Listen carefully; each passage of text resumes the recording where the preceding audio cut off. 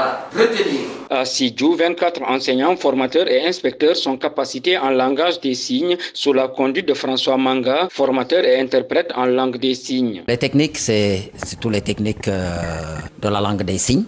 Parce qu'en fait, la langue des signes a des techniques par lesquelles il faut passer pour former les gens. Et ce sont ces techniques-là que j'utilise pour former donc les formateurs ici à Sédhiou. Et dans cette formation, qu'est-ce que je fais? Je parle et en même temps, je signe.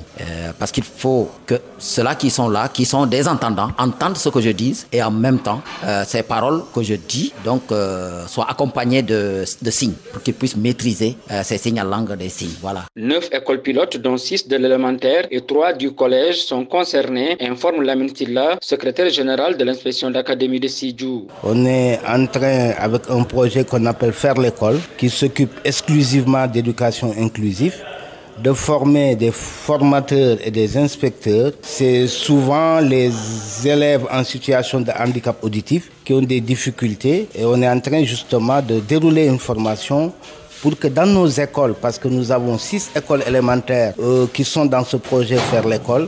Il s'agit de l'école élémentaire de Koussi, de Bambali, de Inor, de Medina Wandifa, de Niaga et de Karumbu. Au niveau des collèges aussi, on a 3 collèges.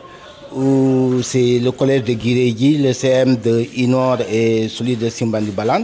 Former les professeurs qui ont des élèves qui ont des déficiences auditives dans leur classe pour qu'ils puissent aussi communiquer convenablement. Moustapha Diouk, inspecteur de l'enseignement, assistant technique en éducation inclusive du projet Faire l'école, estime que c'est une formation qui va faciliter la prise en charge des enfants en situation de handicap auditif en attendant l'élargissement de ce projet à l'échelle régionale. On voudrait que dans la formation initiale, qu'on puisse prendre en charge un peu ces déficiences-là.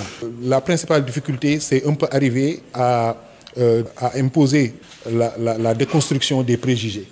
Il y a énormément de mauvais préjugés pesant sur les déficiences des enfants et faisant que les parents ont parfois peur de les amener à l'école du fait de la réticence de certains enseignants ou de certains directeurs ou chefs d'établissement qui ont peur de les prendre en charge.